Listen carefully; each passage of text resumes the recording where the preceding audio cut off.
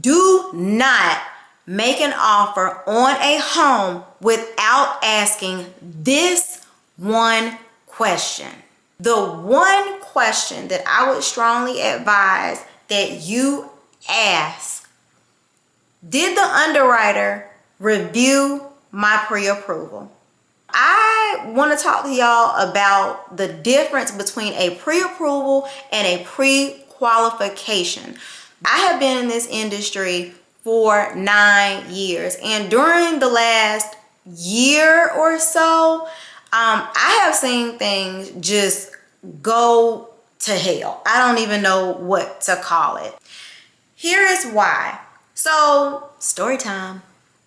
I had a buyer. It might be a long story. I don't know. We're going to see how this edits. But so over the summer, I had a borrower come to me, and it was a rescue deal. And so the realtor called and was like, hey, Joy, I really need you to help out with this. You know, the other lender had pre-approved him. And unfortunately, the property type that he bought, they said they would not underwrite it, which is fine. The property type was like a manufactured home that they had pretty much restructured and built up and improved so much to where the appraiser considered it to be a single family home, but they weren't interested. They said, this is a single wide. We don't do single wides. You need to find somewhere else to go. Well, this was an FHA loan. And so I picked up the phone and I reached out to the loan officer and I said, hey, we'll do the loan. And, you know, we exchanged some additional information. During this conversation, the loan officer shared with me that they could not verify his income with the IRS. Now, this is a side note. I need you all to understand. We cross-check, double, triple check every single piece of information that you provide on the loan application. And so in this particular case, just to give you the full context, this guy was a barber. And as a barber, he was self-employed. He was self-employed for 3 or 4 years. And then at the beginning of 2023, he became head barber and was now a W-2 wage earner. And that was totally fine. Nothing was wrong with that. Now, here's where the story gets interesting, okay? So grab a drink, some popcorn, because it's an interesting story. So I get the loan application, and I was advised that he had been through a credit repair lady. And I spoke with Miss Credit Repair over the telephone. And Miss Credit Repair told me that she's very involved with her clients and that she helps them because they don't know anything and all of this, yeah. Okay, girl. So I'm talking to the agent. I'm talking to Miss Credit Repair. I'm talking to everybody but the borrower. So I said, hey, can somebody tell him to call me? Because maybe he was ignoring my phone calls. So I think Miss Credit Repair reached out and was like, hey, you know, you need to listen to her and all of the things. And at this point, I still did not have a loan application. Everything that I was hearing was he said, she said, they said. And so I'm like, well, y'all, like, we trying to get this done. I'm trying to close this for you in like 10 days. I've already talked to the listing agent. Like, he's on board. We're trying to move this train down the track, like at a high speed. I need you on board. Come on.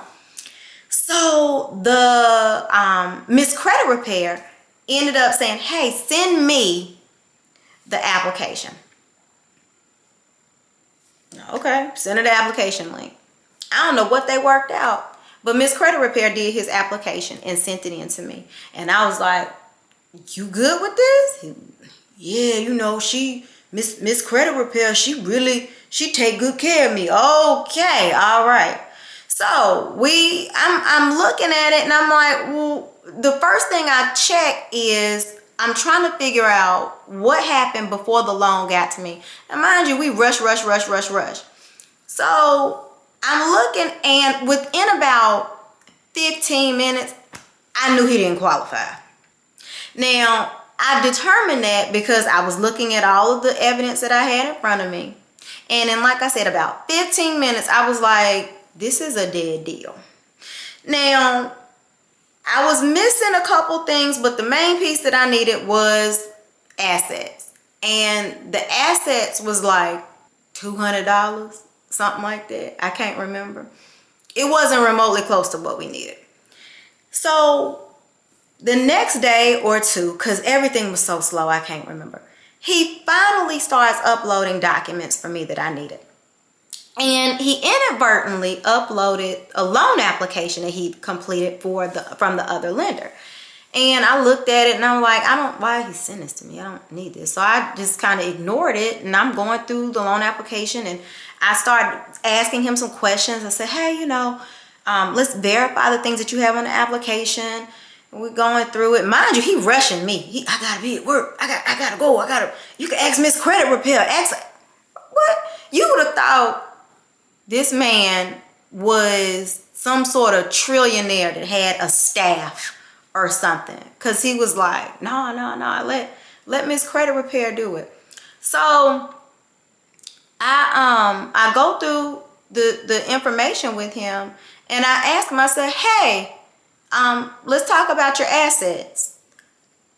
Where's your down payment coming from? Oh, it's going to be a gift. Okay, cool. Well, how much do you have in assets? $10,000. Great. And you're getting a $10,000 gift? Yes. Okay, $20,000. Boom. Now, because I saw he was moving so slow, I'm like, all right, well, let's go ahead and get everything done, because I'm trusting the fact that this other lender that pre-approved him, they said, had checked out everything and it was all good. And the only issue that we had was that his income was unverifiable. So I immediately say, hey, I need your tax returns.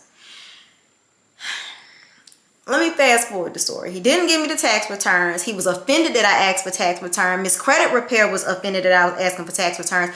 Miss Credit Repair repaired his credit, and this other guy was a lender that she was used to working with. She sends him all her stuff because I qualify my people. Okay, Miss Credit Repair, whatever you say, girl. Well, let me tell you what ended up happening.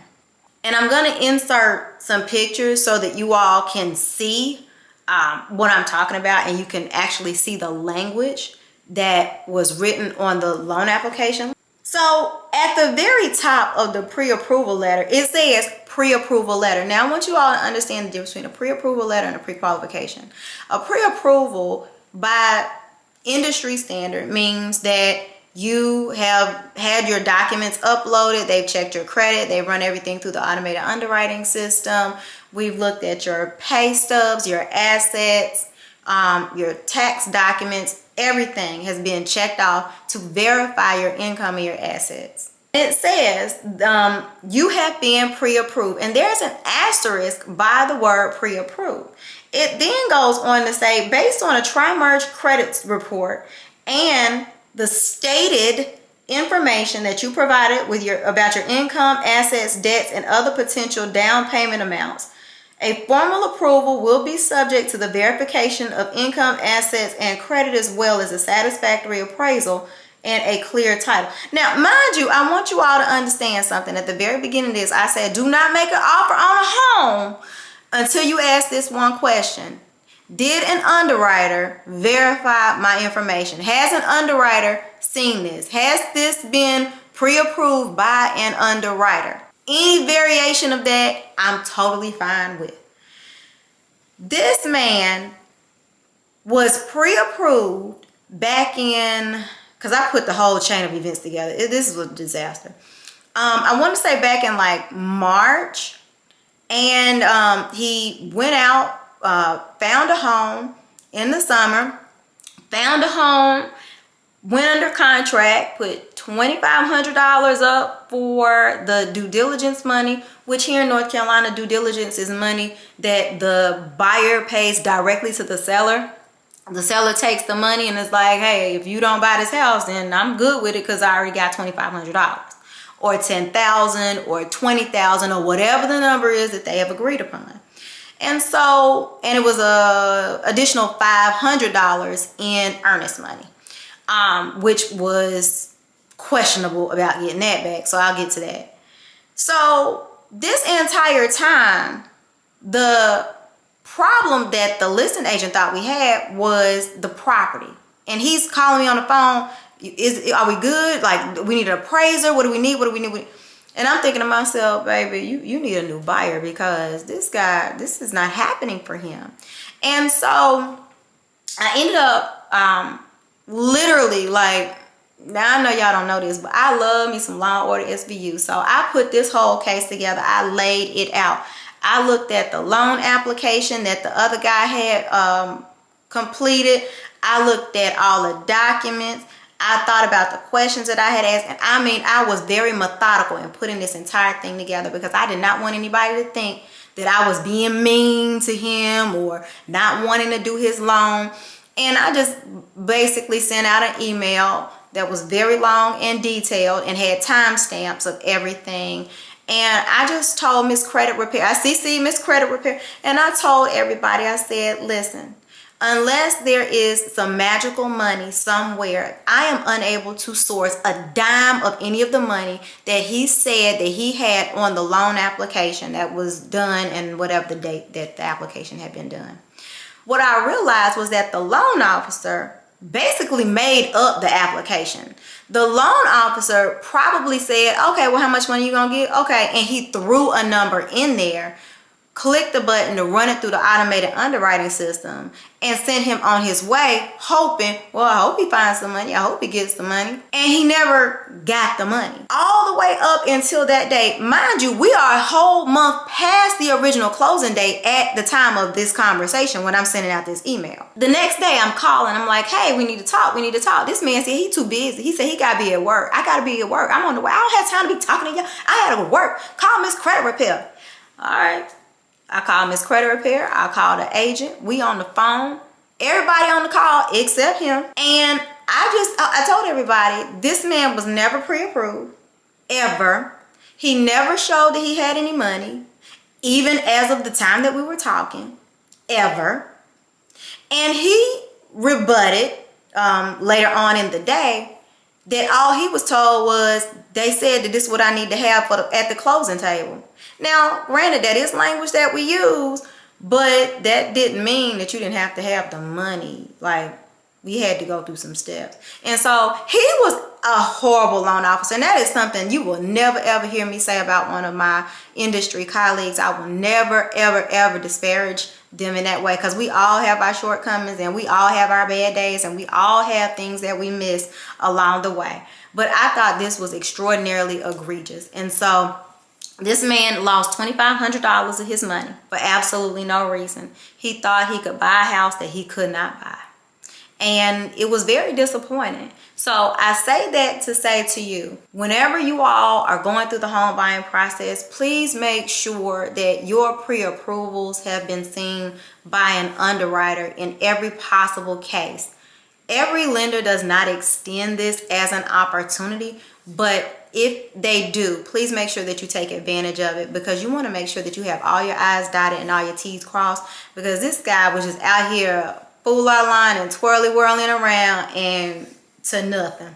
And I really was very sorry that, he had, gone through that experience, but it got to the point where I was called a liar to my face. In so many words. He didn't believe me. He didn't want to hear what I had to say. Miss Credit Repair disparaged me because I called out the truth. And so, hey, whatever. Wasn't my job at that point after I was dismissed. Oh, side note, he broke up with me before I could break up with him.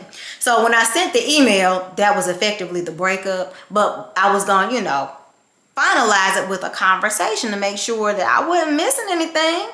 And so he broke up with me before I could break up with him. He sent me a text message and he told me, hey, I don't think that you're going to be the best fit for this situation. Oh, okay, great. And I already knew what it was. Miss Credit Repair had swore up and down. She said, I have the approval right here. I know he's approved. What are you talking about? Why are you asking all of these questions? This her the whole time in the background. girl, go on somewhere and go get somebody's collections deleted or something, because this is not your lane. And she was trying to be in our lane and in our business, and she did not belong, and she cost this man a lot of money. I lay blame at her feet just like I do for that loan officer, and it's an unfortunate situation. But y'all, all it takes is reading. And like I said, I'm going to insert pictures. I don't know when and where in here, but you can see clearly it explicitly says, hey, you're not a pre-approved buyer until you show us all of these documents. This is stated information. So please, y'all, please, I'm begging you, don't let this be you. This is a cautionary tale. I would strongly encourage you all to make sure that you are getting everything that you need to get up front. And that is me, from me to you. This is my Christmas gift from me to you, so you can take this information into 2024 so you don't lose any of your money. If y'all got any questions, comments, concerns, suggestions, please put them in the comments below, and I'm happy to engage in a dialogue with you. I'll see y'all next time. Bye.